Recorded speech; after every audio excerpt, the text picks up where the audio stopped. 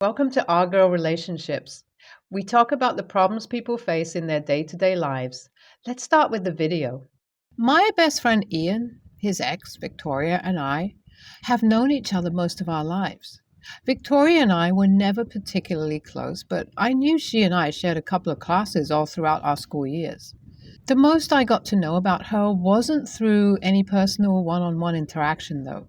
It was when she started dating Ian in sophomore year of high school. They were the couple of my high school, both gorgeous, talented, and in the cool kids clique. By the way, they'd cling on to each other. I genuinely believe that they were blessed to be together forever. But isn't that how most of the high school relationships are? We all know how they often go, and people don't always have a hard time coping with, moving on from them, or having them as memories to look behind on and laugh. Well, that wasn't so much the case for Ian and Victoria. The more they changed, the more they tried to make each other fit into their changes. You can only imagine where such a dynamic would lead. It was toxic, very, very toxic. One of the most explosive, toxic relationships I had seen. By the time these two were in college, alcohol and partying was all they had in common. They had made sure to drag everyone into their mess of a relationship, and me, being Ian's best friend, I was on the top of their list to call whenever something happened between the two of them. I knew I wanted to do nothing with the two. So eventually I pushed myself aside from the situation altogether. But the eventual calls and texts would still come and go, and honestly, as long as it wasn't a daily thing, I wasn't all that bothered. During one of those long breakups between Ian and Victoria, Ian met Grace. Grace was the complete opposite of Victoria in the sense that she was sane. She really dragged Ian out of the dark pothole he had been living in, even after college, and everyone was so happy for him when he started dating her. I still remember how Ian's mom had told me that his family was practically in love with Grace as much as Ian was in love with her. Ian was a fool, though, and thought Grace, being the soft-spoken, compassionate, kind, and forgiving girl that she was, she'd play the games with him that Victoria did. Victoria hadn't contacted Ian in years after she found out that Ian had gotten into a relationship. This apparently took a hit on her ego and had started seeing someone herself. After all of this, I thought life for Ian was as set as it possibly could be, and the path was so clear that I believed he could not in a million years slip up and make another foolish mistake. But as we all know, Ian being Ian, he just couldn't resist himself a very toxic Victoria. I'm not sure what caused all these revelations, though, because things up to his wedding were great. He hadn't uttered a word about Victoria, and he and Grace seemed happier than ever. So it was the night of the bachelor, and me being the best man, I made plans for Ian's bachelor party. I had just planned for all of us to go to this really nice bar and celebrate. That isn't what Ian and his friends wanted, though. They dragged us all to this strip club. That was red flag 1. Ian drank too much that night, as if it's his last day on earth, and handed me his phone, which began buzzing like crazy. I decided to unlock his phone and check who it was in case of an emergency. And wouldn't you guys know, it was none other than the great Victoria. By their conversation, they looked like they had just begun talking, and I put it to her straight by telling her to leave Ian alone. She replied to me by telling me to stop being so boring, because it was the last day before he got married to that boring girl that he's engaged to and deserves to get a treat. I was dumbfounded at her audacity. I wanted to tell Ian about it all, but at that point, he was too drunk to even stand still, so I just screenshotted the conversation and kept it aside for later conversation. The very next day, I got into the hotel room he was staying at a little bit late because I'm sick from all the alcohol we had consumed. Well, from the moment I wake up to the moment I get to the hotel room, I'm being berated through text calls from Ian because I was the cause of him losing his last chance of being with Victoria.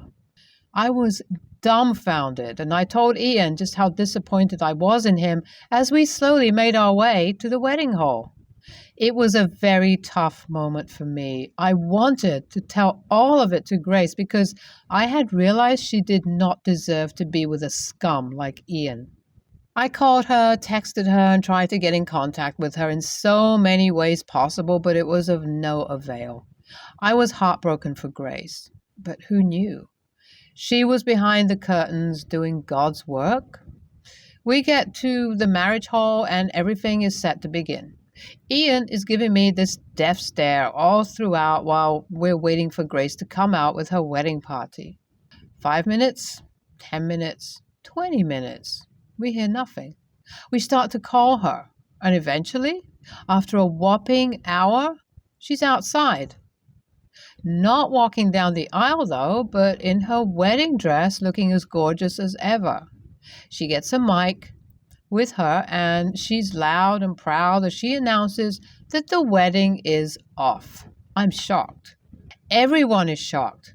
I'm so proud of her, but at the same time, I'm questioning as to how the hell she found out about everything.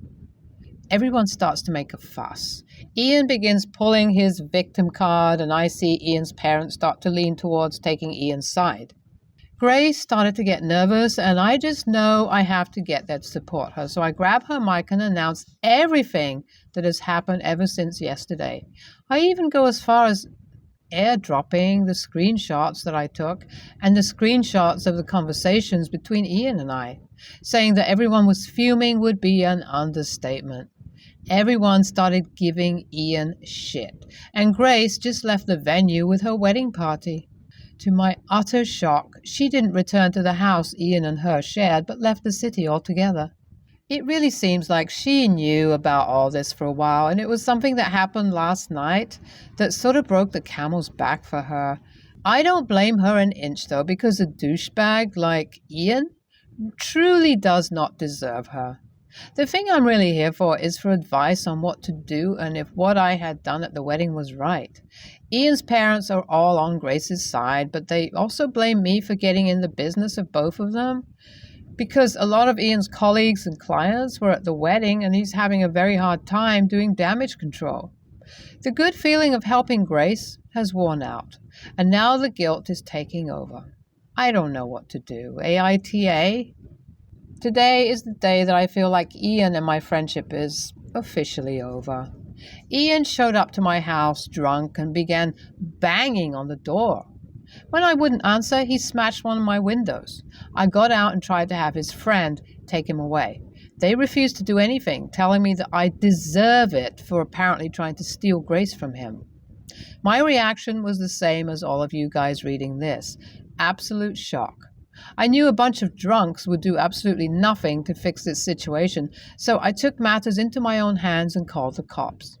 That is when they tried to drive off, but couldn't reach too far until the cops showed up and arrested Ian. I didn't press charges, as for now. Ian did pay me back for the damages and with the warning from the cops. I think he's realized how badly he's messed up. He's gotten quiet for the past couple of days. I feel like everyone's gotten quiet for the past couple of days. It feels eerie, but I know everyone is probably just reflecting on things currently. I think I'll take the time to do the same. It's been a couple of weeks of silence. It was only yesterday that I got a call back from Grace telling me that she was back in the city and wondering if I wanted to meet and talk things out. I said yes, of course, because this was the moment I had been waiting on pretty much. We met, and it was there she revealed to me that Ian had cheated on her once before with Victoria. He swore up and down when she found out and even gave her access to his location. That is from where she had found out that he had gone to a strip club and made up her mind, along with her wedding party, that she didn't want to go along with the wedding. She decided to not do anything for her bachelorette, but drive back to their shared house, pack up her things, and make arrangements to fly back to her home state. She didn't want things to end behind the curtains, though. She wanted Ian to be humiliated at the max, and that's why she decided to show up at the wedding. That's the part where she thanked me for taking a stand and opening up, because if she confessed things herself, no one was likely to believe her. I told her she had nothing to be thankful for, that it was the bare minimum. We then discussed some more about our plans of cutting off Ian. Grace confessed to me how bad she had been feeling that she didn't get to say goodbye to Ian's family properly, especially her mom, after she found out all of them took her side. I told her that I could make arrangements for them to meet her for the last time, and she happily agreed. She's on her way to the restaurant they've all decided to meet up at, without Ian, of course, and honestly, I couldn't be more happier about the outcome. A lot of you were asking for a final update, so here it is. Grace has settled down back to her home state, where she's apparently started seeing a new guy. We keep in touch frequently, go bar hopping every time she's in the city to meet me, Ian's family, and her friends. As for me, my life was and is as normal as it can be from that situation onwards. My relation with Ian's family and Grace has just gotten stronger than ever since this situation took place. Ian, on the other hand, though, has become sort of estranged from all of us, including his family, who caught a hold of all the BS he had been spilling out the moment they saw him back with Victoria. I guess he really couldn't digest a stable relationship and happy family life, because he's gone crawling back to his old lifestyle. Oh well, this time there's probably no one coming from his rescue to pull him out of the pothole he dug for himself. Thank you all. NTA, good on Grace for not getting married to Ian in the hopes of things getting better after marriage. They never really do, and you weren't at all wrong for taking a stand on what you thought was right. Along with Ian, consider cutting off the people who think you are wrong in this situation. NTA, Grace sounds like her name. Disgraceful. You and her handled this situation to the best of you guys' ability with the short period of time you all had. If Ian didn't want to be humiliated, he shouldn't have been a cheating a-hole. I run an aviation charter business. I also manage a few jets for private owners. My son and one of his friends, both seniors in high school this year, work for me. Both are pursuing careers in aviation after they graduate. My husband and I coordinated with our photographer and this other boy's parents to do the kids' senior photos at the same time. We shot some promotional photos and video for the company. The proofs look amazing. Both kids shared their stuff on Insta, TikTok, whatever. A few days after the kids posted, I received a call from my son's best friend's mom. Just to clarify, the best friend is a different boy than the one who works for us, stating that she wanted her son and daughter to both have photo shoots with the jets as well. Neither kid is interested in aviation. Her thoughts were more along the lines of looking fancy in a private plane, something like that. Add to that, she wanted to throw in some photos with her husband for their upcoming anniversary, maybe a few of her and her sisters, etc. I told her I'd be okay with her hiring a photographer to come by the hangars to photograph in front of some of the aircraft. But she wants access to the interiors of the jets to stage a few scenes, and was also asking for us to just fly around a little, like we did with the boys. I explained that the flight we shot on with the kids was an actual paid charter with a client who has known my son since he was 4. The kids were invited. Despite explaining as plainly as I feel like I could that it's not inexpensive to fly jets around and the actual costs associated with operation, including the ridiculous cost to clean and maintain the interiors, there is now bad blood between me and the mother of my son's best friend. She assumes that I can just go joyriding and write it off as a business expense or something. While I'm sure I could dream up some reason to write off a bogey photo shoot in one of the jets and a little bit of flight time, I really don't want to be pushed to scheme on behalf of this woman. On the other hand, it's my son's best friend's mom, and I feel like I should try to avoid a rift. Thoughts? NTA, your son's best friend's mom wants her darling kid to enjoy the limelight of your private jets without paying for it.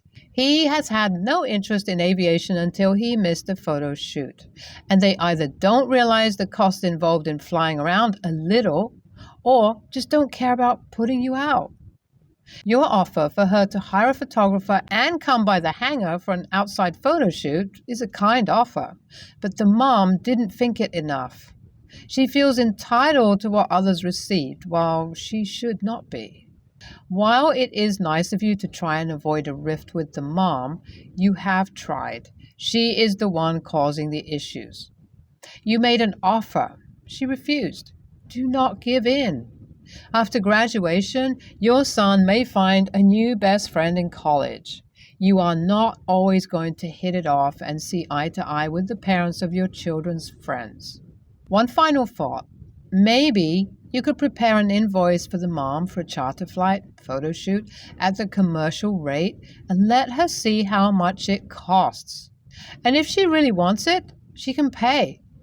Good luck. NTA.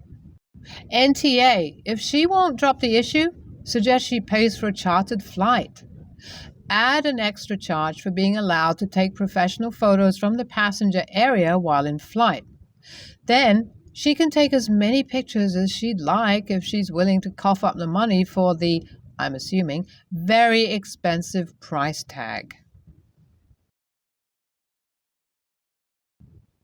This is about me, 16 female, step-siblings, 15 male and 14 female, and half-sister, 7 female. So my dad died when I was 8. He and my mom were separated at the time, and she was already with her husband. I had never met him or his kids before, but his kids knew my mom. I struggled a lot with my dad being gone and having these new people thrust into my life, and my mom's husband, then boyfriend, living with me and trying to parent me. I struggled with her telling me I had siblings now. 3 days after I lost my dad, she told me she was pregnant. She and her husband were only together a few months by then, but she was pregnant. They were living together, and then they decided to rush getting married so she could have his insurance. The whole thing was a lot. Early on, my step-siblings were really dismissive and mean about my dad. They tell me I was depressing everyone. They call me a baby because I wouldn't take off my dad's watch, which I have worn all the time since he died. For her wedding and the photos, take into account she got married less than 2 months after he died. They would get mad when I would ask to have photos of my dad in the house. They told me he wasn't part of the family and he'd be forgotten. I think my stepsister was copying her brother, but having both of them say mean stuff was a lot. I told my mom about it only after they told me their dad was adopting me. I got so upset. Mom told me she and her husband would take care of it. For a few years, it stopped. It started again about 3 years ago, and it was because I wouldn't join them for a Father's Day thing at their dad's work. He took them and half-sister, but I had said no to going. They told me I should be treating him like a dad. They taunted me that I didn't have one if I wouldn't let him be my dad. The last few months, it's been worse, and my half-sister joins in. They have said how they're glad my dad is dead, and how I make everyone miserable, so I don't deserve a dad. My stepbrother said my dad was dumb, that he was a freak, and people like him didn't belong in the world. We got into a fight. My stepsister told me my dad's death was the best thing that would ever happen, and I then yelled out that I would feel the same way when their dad died, that maybe I should throw a party and celebrate when it happens because they deserve it, and I hate them. My mom and her husband overheard. shit hit the fan. They got in trouble for what they had been saying, so did I. My mom's husband was extra pissed at me, though. He told me how ungrateful I was and how dare I speak like that to his kids, to hurt them like that, to wish that on them. And how dare I feel that way about him when, unlike his kids, to my dad, he is actually my parent and my family, and I should not be comparing things at all. AITA? NTA, the fact that he stood by while his kids said that to you? Unbelievable. It was only a matter of time before you blew up because of them. They should be so ashamed for being so insensitive. Just because your dad wasn't theirs does not give them the right or audacity to tell you how to grieve a loving one. Your sister is low for joining in, and they all need a reality check. NTA, you may have crossed the line, but they've been doing that for years. It's no wonder you snap back at them. An even bigger wonder it didn't happen sooner.